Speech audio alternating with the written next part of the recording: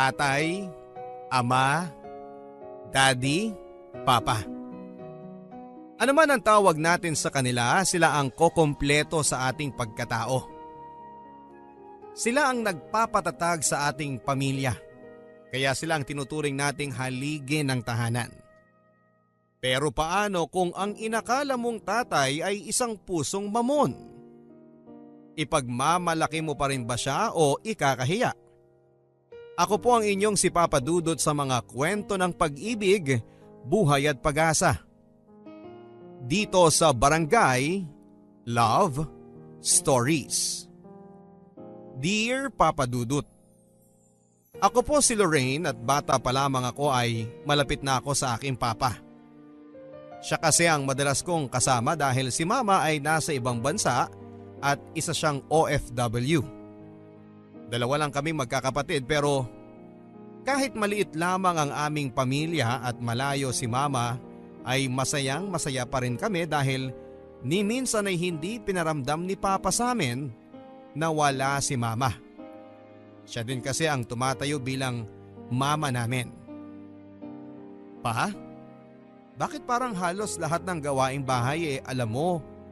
Hindi ba lalaki ka naman? Tanong ko kay papa habang nagluluto pagkatapos niyang maglaba. Anak, hindi naman porket lalaki ako walang gawaing pambabae na akong gagawin. Dapat all around. Ang sabi ni papa at ngumiti ako. Ang galing mo talaga pa. Bilib ako sa'yo. Kasi kahit wala si mama naaalagaan mo pa rin kami ng maayos ni Angelica. Ayaw mo bang magtrabaho pa? Ang tanong ko sa kanya. Gustuhin ko man anak, hindi pwede.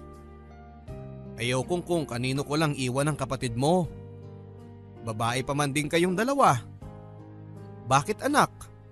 Ayaw mo bang nandito si papa? Ang tanong ni papa sa akin at ngumiti lang ako. Papa naman, syempre gusto kong kasama namin kayo ni Angelica. Hayaan mo pa. Kapag nakagraduate ako at nakahanap po ko ng maayos na trabaho, pauuwiin ko na si mama para dito na lang kayo sa bahay tapos ako naman ang manlilibre sa inyo. Ang sabi ko kay papa. Nakita ko ang pangingilid ng luha sa kanyang mga mata. Salamat anak ha. Buti at naalala mo si papa. Ang sabi nito sa akin sabay yakap. Oo naman pa. Mahal na mahal ko kayo ni mama. Ang sagot ko naman sa kanya. Mabait si papa, maalaga at isa pang sobrang hinahangaan ko sa kanya ay sobrang sipag niya, Papa Dudut. Kaya masasabi kong napakaswerte ko talaga kay papa. Kasi alam kong mahal na mahal niya ako at ang aking kapatid. Pero isang araw ay narinig kong may kausap siya sa cellphone. Mahina ang boses niya at parang bumubulong lang. Basta ang narinig ko lang ay ang sagot ni papa. O sige, pupunta ako. Ang sabi niya. Nagtaka ako kung ano ang pinag-uusapan nila nang nasa kabilang linya. Ang inisip ko na lang ay baka si mama yon at may pinag-uusapan lang silang mahalaga. Magmula noon Papa Dudut ay ewan ko ba pero unti-unti na akong nagdududa sa mga kinikilos ni papa. 4 na taon na ang nakakalipas Papa Dudut, graduate na ako ng high school. Pero simula noong last na uwi ni mama ay hanggang ngayon ay hindi pa rin siya bumabalik. Ang sabi niya ay sa graduation ko daw siya uuwi pero hindi naman niya tinupad ang pangako niya. Sobra na nga ako nagtatampo kay mama. Pero buti na lang at nandyan si papa na laging pinupuno ang pagkukulang ni mama sa amin. Hanggang sa dumating sa point na nahuli ko si papa na may kausap sa telepono. Noong una akala ko ay kaibigan niya lang yon pero habang tumatagal ay nagdududa ako kung bakit sa tuwing kausap niya yon ay abot-abot ang ngiti niya. Angel, madalas bang umaalis si papa kapag ikaw ang nauuna rito sa bahay? Ang tanong ko sa kapatid ko na nasa elementary noon Kaya naman mas nauna siyang umuwi kaysa sa akin na nasa kolehiyo na. Oo ate, laging wala si Papa. Pero sa tuwing aalis siya, nakahanda na yung pagkain natin. Ang sabi niya, initin ko na lang daw yung kanin at huwag kalimutang isara ang lutuan. Baka pag ginamit baka daw kasi makalimutang nakabukas, baka magkasunog. Yun lang naman ate. Bakit mo natanong? Ang pag-uusisa ng kapatid ko. Sa totoo lang ay hindi ko din alam ang isasagot ko. Tinignan niya ako tapos ay tinapik ang balikat ko. Uy ate, okay ka lang ba? Ang sabi ng kapatid ko. Sana nga lang ay mali ang iniisip kong ito Papa Dudut dahil kung magagawa man ito ni Papa ay magagalit ako sa kanya. Wala naman, may iniisip lang ako. Basta kapag aalis si Papa sabihin mo sa akin ha. Ang billing ko sa aking kapatid. Akala ko Papa Dudut ay titigil na nga si Papa sa paglabas ngunit nasundan pa ito ng nasundan. Oy Lorraine, alam mo ba kung anong ginagawa ng Papa mo? Ang tanong sa akin ng tsismosa naming kapitbahay. Hindi ko na sana yon papansinin Papa Dudut kaya lang ay masyado siyang maingay para hindi ko marinig. Hindi po. Bakit po? May alam ba kayo? Ang tanong ko naman dito. Baka sakaling may maganda siyang maisasagot sa akin. Yang Papa mo, lagi naming nakikita na may kasamang iba. Sinusundo sa hotel. Naku ha, yan ang nga bang sinasabi ko Porket wala dito ang mama mo, ganyan ang gagawin niya. Ay naku, ang mga lalaki talaga. Hindi makontento sa isa. Ang pagdidiin pa nito. Noong una ay ayaw ko sanang patulan ang mga sinasabi niya pero andito na rin lang kaya tinanong ko na. Sino po ba yung nakita niyong kasama ni Papa? Ang tanong ko. Yung isang babaeng maganda tapos sexy. Nako kung ako sa inyo, sasabihin ko na sa mama mo. Baka mamaya hindi nyo na namamalayan na iiwanan na pala kayo ng papa nyo. Ang sabi niya sa akin. Bumilis ang pintig ng puso ko at gusto kong sabihin kay mama ang lahat ng nalaman ko pero nagpigil ako Papa Dudut dahil ayokong masira ang pamilya na meron ako. Nagdaan pa ang mga araw Papa Dudut at lagi ko na ngang hindi naaabutan si Papa sa bahay. Pero si Papa yung tipo ng magulang na aalis pero sisiguraduhing maayos na ang lahat sa bahay. Nakaluto na siya, ready na ang higaan pati ang mga uniform namin kinabukasan ay planchado na. Kaya nang makakuha ko ng tiyempo, wala kaming pasok noon kaya naman nagkaroon ako ng pagkakataon na i-one-on-one si Papa. Aalis na sana siya noon Papa Dudut kaya naman kinausap ko na siya habang nag-aayos siya ng gamit niya. Pa? Saan ba kayo pupunta at saka bakit hindi na tumatawag ang mama sa atin? Ang tanong ko dito at tumingin siya sa akin. Anak, nagtatrabaho si Papa para sa inyo. Ang mama niyo naman kaya hindi tumatawag ay busy lang sa trabaho niya. Stricto raw ang bago niyang amo kaya hindi siya makatawag. Ang sabi ni Papa. Nakita ko naman ang senseridad sa mukha ni Papa kaya naman hindi na ako nagduda pa sa mga sagot niya. Papa kung may trabaho ka, bakit tuwing gabi lang? Hindi ba kadalasan ng trabaho sa umaga? Ang sabi ko ulit sa kanya. Ngumiti lang si Papa sa akin tapos ay kinerot ang ilong ko. Ang anak ko talaga? Napakadaming tanong. Matulog ka na kaya? Bukas may pasok na kayo at saka huwag ka nang masyadong mag-isip ng kung ano-ano dyan. Basta anak, nandito lang si Papa ha. Hindi ko kayo pababayaan. Ang lahat ng ginagawa ko ay para sa inyo. Okay? Ang sabi ni Papa. Sa ganoong pamamaraan ni Papa ay nakukumbinsi niya ako na wala siyang ginagawang masama. Pero minsan Papa Dudut, ay napapaisip talaga ako kung ano ang meron sa trabaho ni Papa. Labag man sa aking kalooban na usisain pa yon ay parang may kung ano sa puso ko na nagtutulak sa akin para alamin ang katotohanan. Makailang ulit ko pa rin naririnig ang tsisme sa pambababae ni Papa. May kasamang babae tapos papasok sa bar. Sa tuwing iniisip ko na gagawin yun ni Papa ay sumasama ang loob ko. Kaya naman ako na mismo ang gumawa ng paraan para malaman ang katotohanan. Hindi ako pumasok noon sa isang subject ko para lang abangan si Papa.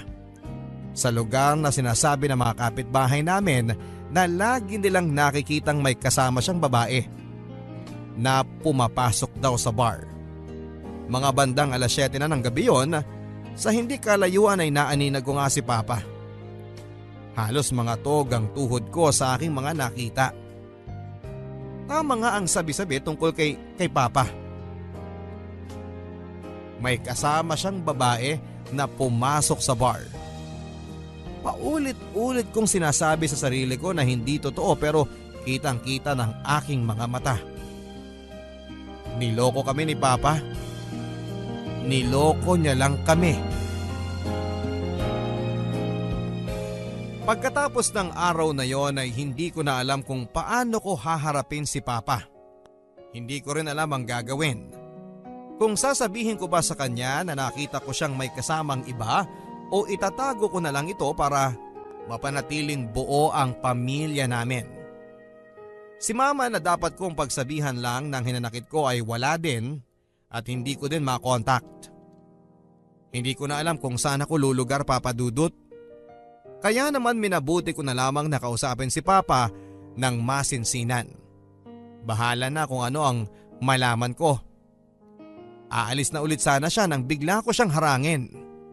Anak, bakit hindi ka pa pumasok sa loob? Malamok dyan sa labas. Pa, ano ba talagang trabaho mo? Anak, ano bang klaseng tanong yan? Driver ako ng bus kaya gabi lang ako umaalis. Driver ba talaga? Nagtatrabaho ka ba talaga o nambababae? Anak, wag mong sabihing naniniwala ka sa mga chismis sa akin ng mga kapitbahay. Noong una pa ayaw ko talaga maniwala eh. Pero nung nakita na mismo ng mga mata ko, doon ako nagsimulang magduda kung totoo ba talagang sinasabi niyo sa akin. O mas paniniwalaan ko yung sinasabi ng ibang tao. Anak, maniwala ka sa akin. Wala akong ginagawang masama. At gaya ng paulit-ulit kong sinasabi sa'yo, ang lahat ng ginagawa ko ay para sa kabutihan yung dalawa ng kapatid mo. Hindi ko na alam pa. Pero kung totoo yung sinasabi niyo, bakit nakita kitang may kasamang babae nung isang gabi tapos pumasok kayo sa bar? Anak, maniwala ka sa akin. Wala akong intensyong masama. Ang hinihingi ko lang sa'yo ngayon, anak, ay konting pang-unawa. Balang araw, maiintindihan mo din ako. Hindi ko talaga alam kung ano ang ibig sabihin ni Papa sa mga sinabi niyang yon. Pero dahil na rin sa mga nakita ko ay nagsimula nang magbago ang pakikitungo ko sa aking ama. Kumuha ako ng kursong education, Papa Dudut, dahil yun talaga ang pangarap ko. Dati porsigido akong makatapos para mabigyan ng maginhawang buhay sina Mama at si Papa. Pero ngayon ay parang unti-unti na ako nawala ng amor sa pag-aaral. Lalo na sa mga nangyari kay Papa na pambababae. Hanggang sa makilala ko si Jeric. Niligawan niya ako ng 1 buwan at hindi nagtagal ay sinagot ko na rin siya. Sa tuwing kasama ko si Jeric ay nababawasan ang bigat ng mga iniisip ko. Ang daming dumating na problema, Papa Dudut. Noong una akala ko ay kaya kong lampasan ito ng mag-isa. Pero hindi pala.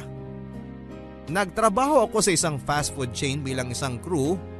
Nag-working student ako para nang sa ganon ay malibang ako kahit na sinusustentuhan naman ako ng maayos ni Papa.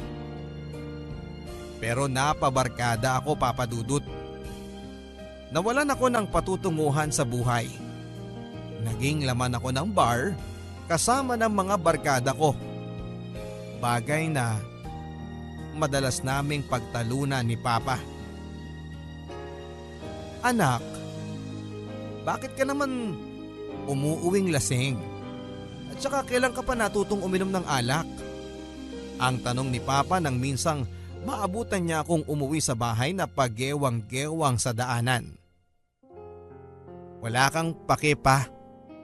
Ikaw nga nang bababae ka. Tapos sa akin makikialam ka sa kung anong gusto kong gawin sa buhay ko? Masaya ako ngayon, kaya hayaan niyo na ako. Ang sabi ko sa kanya. Tumingin siya sa akin. Anak, ilang beses ko bang dapat sabihin sa inyo na pagkatiwalaan mo naman ako? Wala akong ginagawang masama. Ang sabi nito sa akin. Gusto kong umiyak sa harapan niya sa dami ng aking iniisip pero parang naging manhid na ako, Papa Dudut. Naging manhid ang aking puso. Pa, paano ako magtitiwala sa inyo kung hindi niyo sinasabi ang katotohanan? Kung bakit niyo nagawa ang lahat ng ito? Hindi ko na alam ang paniniwalaan ko. Pati si Mama. Ilang taon nang hindi umuuwi. Ni tawag hindi niya magawa. Ano bang nangyayari sa pamilyang to? Ang sabi ko kay Papa. Tinapik niya lang ang likod ko. Anak, kahit na anong mangyari, hindi ko kayo kayang iwan ng kapatid mo. Ang sabi ni Papa. Gusto kong umiyak sa harap niya pero pinigilan ko. Kahit kanina pang nag-uunahan ang aking mga luha. Papa Dudut, nagpatuloy ang gawain kong pag-inom at pagbabarkada. Napabayaan ko na ang grades ko. Sobra talaga akong naapektuhan sa mga pinaggagawa ni Papa. At hanggang ngayon ay palaisipan pa rin sa akin kung dapat ko ba siyang pagkatiwalaan gaya ng mga sinasabi niya o dapat nga ba akong magalit dahil sa ginagawa niya. Hindi ko na talaga alam ang gagawin ko, Papa Dudut. Hanggang sa ako na mismo ang nakadiskubre ng matagal nang tinatago ni Papa. Mga bandang 3:00 na yon nang maalimpungatan ako at magising. Pumunta ako ng kusina para uminom ng tubig. Nakita ko ang bukas na kwarto ni Papa. Sumilip ako at wala pa nga siya. Binuksan ko ang ilaw at naghalungkat sa mga gamit niya. At laking gulat ko nang makita ko ang mga damit pambabae sa kanyang cabinet. At iba't ibang kulay ng wig. Hindi ko alam kung para saan ang mga yon, Papa Dudut. Muntik na akong mahuli ni Papa dahil saktong-sakto ang pagdating niya. Sumilip ako sa bintana ng kanyang kwarto. At halos lumuwa ang aking mga mata. Nakita ko si Papa. May kasamang lalaki at magkahawak pa sila ng kamay. Pinisil niya ang pisngi ni Papa bago tuluyang umalis. Ang lakas ng pintig ng puso ko noon, Papa Dudut. Mas lalo naman nang makita ko ang reaksyon ni Papa. Na parang kilig na kilig talaga. Dali-dali akong lumabas ng kwarto at gusto kong kausapin na sana si Papa tungkol sa aking mga nakita pero hindi ko muna ito ginawa habang hindi pa malinaw ang lahat sa akin. Nakapag-decide ako, Papa Dudut, na pumunta mismo kung saan ko nakita si Papa. Sinakto kong nakaalis na siya ng bahay. Nakita ko ang makailang ulit niyang tawag at text sa akin pero hindi ko yon pinapansin. Malamang ay nagwo-worry na siya dahil hindi pa rin ako nakakauwi. Hindi ko alam kung saan ko makikita si Papa. Masyadong maingay at masyadong mailaw ang pinasok kong lugar. Maraming tao at ang lakas ng mga hiyawan nila sa mga nagpe-perform. Isang bar ang pinagtatrabahuhan ni Papa. Hindi siya tulad ng bar na iniisip ko dahil mga bakla ang performer dito. Hindi sila sumasayaw, nagpapatawa sila at karamihan din sa mga waitress ay bakla na aakalain mong babae talaga sa una mong kita. At sa hindi kalayuan ay nakita ko si Papa na nanonood din. Hindi siya nakadamit panlalaki. Nakawig siya. Nakasuot ng bestida. Agad ko siyang nakilala dahil sa suot niyang relo na ibinigay sa kanya ni Mama noong wedding anniversary nila. Mali ako nang iniisip kay Papa. Hindi pala siya ng bababae. Kasi isa siyang bakla. Kung tutuusin ay wala naman talagang ginagawang masama si Papa. Nagtatrabaho siya bilang isang stand-up comedian sa isang bar. Palipat-lipat pala si Papa kaya pala minsan ay hindi ko siya nakikita dito.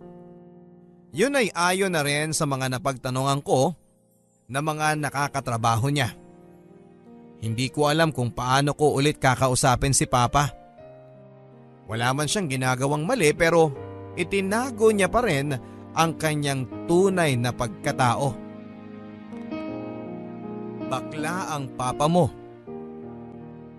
Ang paulit-ulit na narinig ko, Papa Dudut, sa aking kasintahan. Gusto kong magalit sa kanya at gusto kong ipagtanggol si Papa pero wala akong magawa dahil alam kong totoo ang lahat ng yon. Kinausap ko si Angel tungkol sa mga kinikilos ni Papa at nagulat ako sa mga sinabi niya. Ate, matagal ko nang alam na ganyan si Papa. Minsan, binibihisan pa niya ako ng gown at inaayusan. Wala naman akong nakikitang mali sa ginagawa ni Papa. Maayos naman ang pagpapalaki niya sa atin. Kaya sana, huwag ka nang magalit sa kanya. Ang kasalanan lang naman niya ay hindi sa atin sinabi ang totoo niyang pagkatao. Pero naging mabuti pa rin siyang ama sa atin. Ang sabi nito sa akin habang nakatingin lang. Kahit na, mas okay sana kung sinabi niya kaagad sa atin. Kaso anong ginawa niya? Naglihim siya, hindi ba? At si Mama, paano na lang kapag nalaman ni Mama to? Masisira ng pamilya natin ang dahil sa pagkatao ni Papa. Ang madiin kong sabi sa aking kapatid. Ate, may sasabihin pa ako sa iyo. Ang sabi niya na mukhang seryosong seryoso. Si Mama, kaya hindi na siya umuuwi kasi may iba na siyang pamilya sa ibang bansa. At lahat ginagawa ni Papa para matustusan ang pangangailangan natin.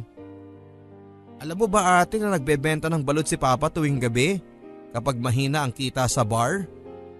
Minsan pa nga ay nagbebenta siya ng taho tuwing madaling araw. Kaya hindi na natin siya naaabutan sa bahay kasi ginagawa niyang lahat para may maginhawa tayong buhay. Kaya sana ate huwag ka nang magalit kay Papa. Ang sabi sa akin ng kapatid ko. Para akong binuhusan ng malamig na tubig sa mga sinabi niyang yon. Noon pa man ay sira na pala ang pamilya namin. Hindi ko na alam ang gagawin ko at mabuti na lang at nandyan si Jeric na nagpapasaya sa akin. Mahal, sa bahay na lang tayo. Huwag ka nang umuwi sa inyo. Magsama na tayo. Ang alok niya sa akin. Napangiti ako dahil pakiramdam ko ay ayaw na sa aking mahiwalay ni Jeric. Pumayag ako at hindi nag-isip, iniwan ko si Angelica kay Papa. Inisip ko na lang na total ay wasak na ang pamilya namin at may tatay pa akong bakla. Pinipilit ako pabalikin ni Papa pero hindi ko siya pinakinggan. Nagmatigas ako.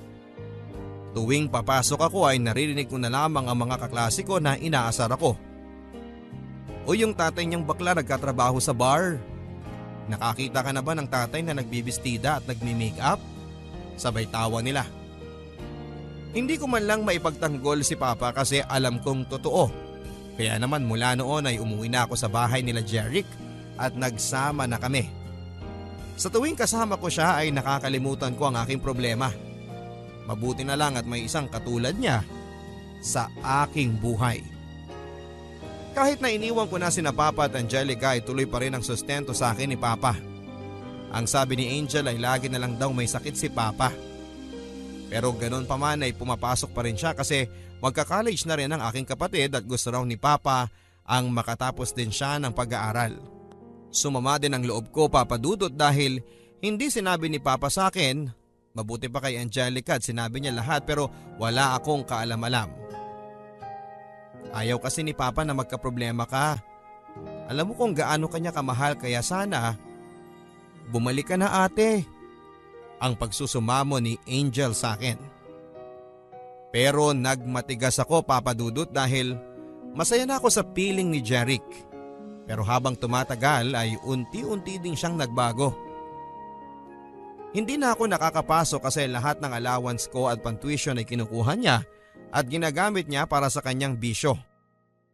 At ang pamilya niya noon ay nagbago din ang pakikitungo sa akin. Nagsisisi ako at pakiramdam ko ay ginamit lang ako ni Jeric at ang masaklap niyan ay nambababae siya.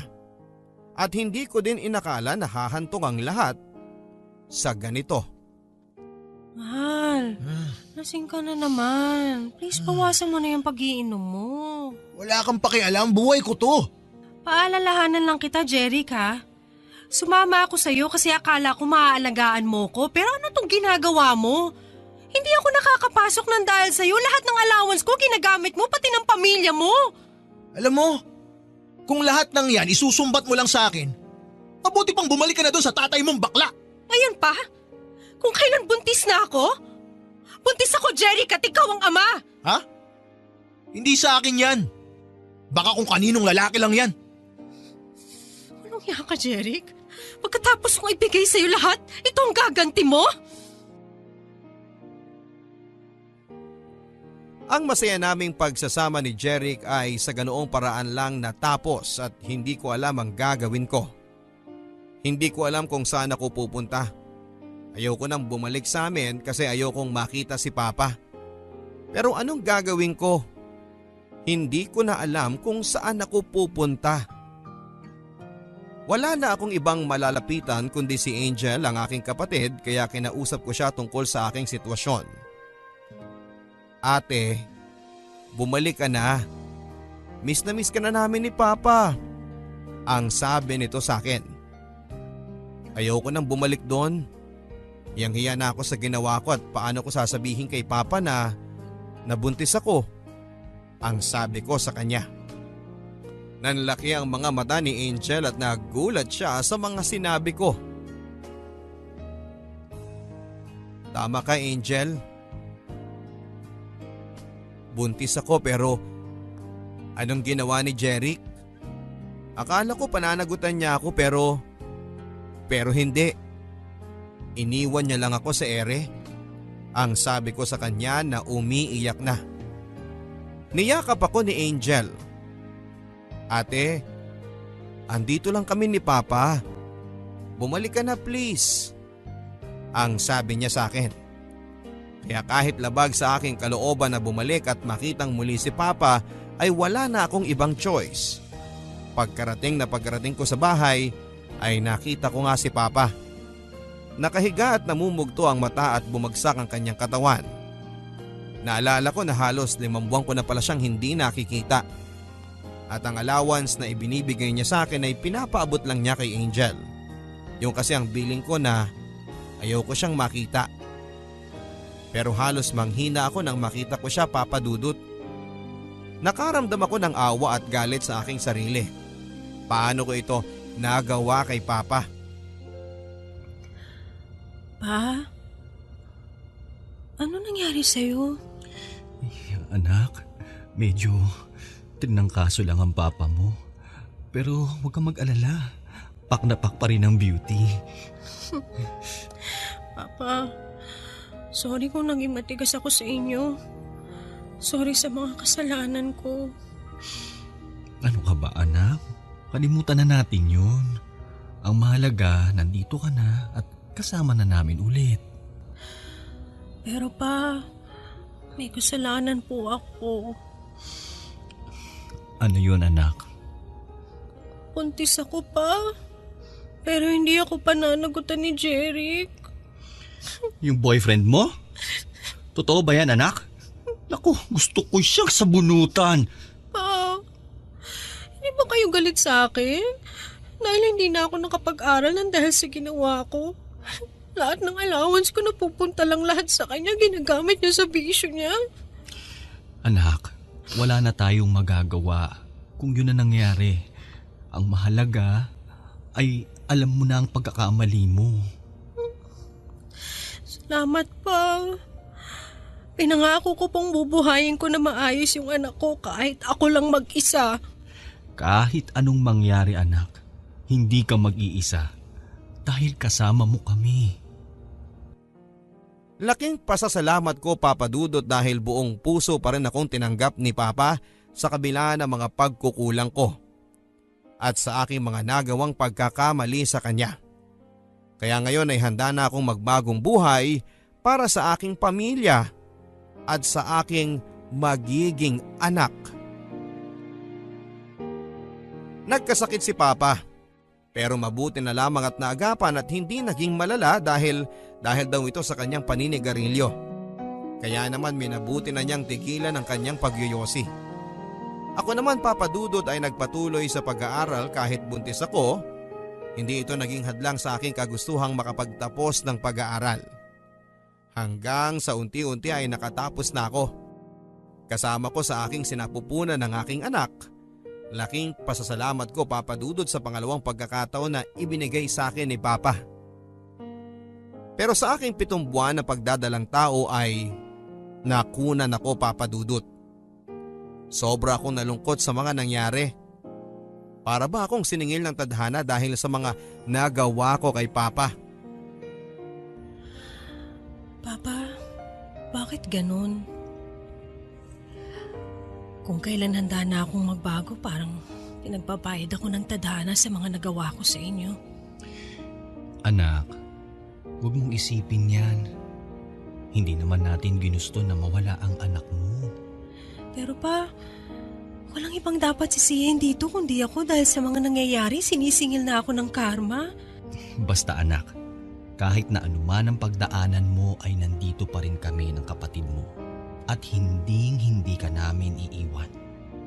O siya, huwag ka nang umiyak. Aura na para pak. Si Papa talaga, kahit kailan joker. At least napapatawa kita. Mahal na mahal kita, anak.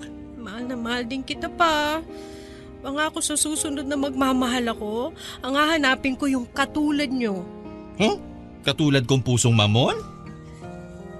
Kahit pusong mamon pa siya, kung mahihigitan niya yung pagmamahal na binibigay mo sa akin. Ay naku anak, mukhang mahihirapan ka. Kasi wala nang hihigit pa sa pagmamahal ko sa inyo. Ang sarap sa pakiramdam na may taong handang yakapin ang lahat ng iyong pagkakamali at handa kang tulungan kahit na ilang beses ka pang madapa. Yung mamahalin ka ng walang pag-aalinlangan at lahat ng yon ay natagpuan ko lang sa aking Papa. Pinangako ko sa aking sarili na maghahanap ako ng maayos na trabaho para makatulong kay Papa at hindi na siya magtrabaho pang muli. Si Mama, Papa Dudut ay tuluyan na kaming kinalimutan. Hindi na siya nagpadala ng sustento at pinutol na niya ng tuluyan ang komunikasyon namin. Ang huling balita namin sa kanya ay nagkaroon siya ng anak. Aaminin ko na nasaktan ako noon, lalo na nang makita ko ang bago niyang pamilya. Pinagtuunan ko na lamang ng pansin ang aking let, nag-review ako ng maayos at laking gulat ko na lamang na lahat ng aking paghihirap sa wakas ay nasuklian din. Bakit ba nagtatatakbo ka dyan, anak? Pa! May teacher ka na! Anong ibig mong sabihin? Pa! Nakapasa ako sa board exam! Talaga? Oo! Totoo ba yung sinasabi mo? Oo pa! Papapalitan ko na lahat ng paghihirap nyo! Naku anak, salamat sa Diyos. Salamat din sa inyo pa! Dahil kung wala kayo, hindi ko maabot lahat ng meron ako ngayon. Ikaw ang pinaka-the best na tatay sa buong mundo!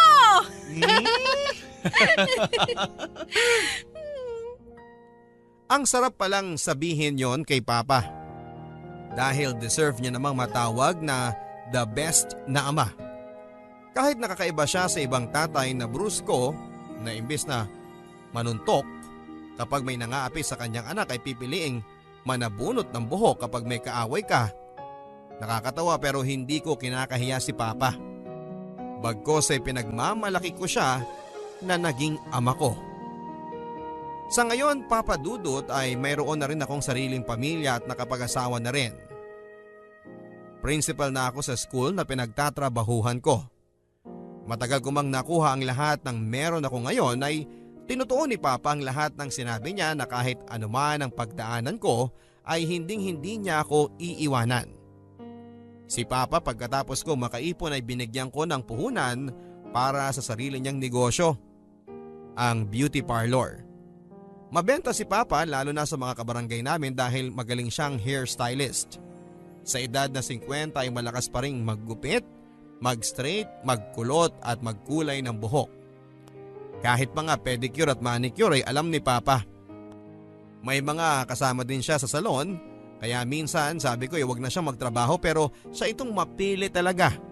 Libangan na lang daw niya ito, lalo na kay Angelica na lagi niyang inaayusan dahil mahilig ang aking kapatid sa pagsali sa mga beauty pageant. Dahil na rin kay Papa. Kaya ayon, ang saya-saya nilang dalawa. Ako naman ay binayayaan ng masipag at responsableng asawa at may isa na rin po akong anak na si Abilene. Masayang masaya ako sa naging takbo ng aking buhay kahit mahirap man noong una ay natutunan kong mahalin ang pagkatao ni Papa. Na dati kong kinakahiya pero ngayon ay pinagmamalaki ko na. Kaya para sa the best kong Papa sa buong mundo, mahal na mahal kita at kahit na sa iyong pagtanda, pakahawakan mo ang aking pangako sa iyo na hindi kita pababayaan at hindi ko susukuan gaya ng ginawa mo sa akin noon. Maraming salamat po Papa Dudut sa pagkakataong ibinigay niyo sa akin upang ma-share ko sa inyo ang aking buhay. Happy Father's Day sa lahat ng ama natin. More power po sa inyong programa. Ang inyong kapuso at kabarangay, Lorraine. Minsan hindi natin maintindihan ang ating mga magulang. Lalong-lalo na sa ating mga tatay na masyadong mahigpit po sa atin. Minsan ay nasasakal na tayo dahil gustuhin man nating tumayo sa ating mga sariling paa ay hindi natin magawa dahil kailangan natin silang sundin. Pero sa huli ay ang lahat pala ng paghihigpit na ginagawa ng ating ama ay para sa ating kabutihan. Ano man ang trabaho, ano man ang pagkatao, hindi kailanman tayo mabubuo kapag wala ang pagmamahal ng ating ama. Ang ating ama na kayang magpuyat, kayang magtrabaho 24 oras para lamang mabigyan tayo ng magandang buhay. Kaya naman sa araw nila ay marapat lamang na pasalamatan natin sila sa lahat ng kanilang sakripisyo para sa atin. Kaya sa ating mga tatay, Happy Father's Day. Ito po ang mga kwento ng pag-ibig, buhay at pag-asa kasama ng inyong Papa Dudut sa Barangay Love Stories. Forever.